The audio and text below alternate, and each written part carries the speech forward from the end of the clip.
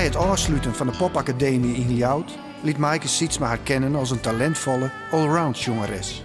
Ze werkte onder oren als achtergrondjongeres met Friese artiesten als De Kast, Twarres en Iris Kroes.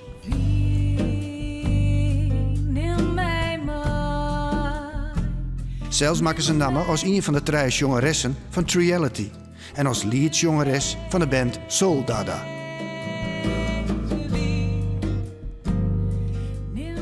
Ik werken de jongeres mee aan succesvolle gelegenheidsprojecten als Omroep Frieslands Simmerhit en een muzikale hommage aan Turner Epke Zonderland. Oors net als praat om me nooit, oeral en altijd in grieze brei.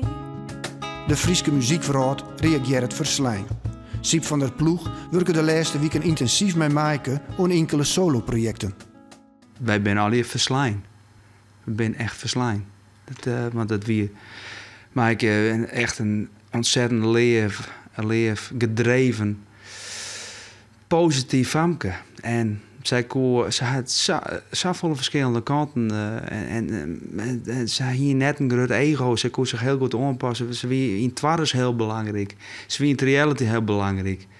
Ze wie bij ons in de studio, die is een heel soort dingen. En dat wij een zangeres nodig in, dan bellen we Maaike. Wat voor stijl? Als het nou soul is, of ze had de achtergrondkoortjes die bij Griet Wiersma op haar plaat. Ze had bij De Kast dingen die ze had in Twarres ziet ze dus, wat ik zei. Soul Dada en nog volle meer projecten. Muziek wie haar leven.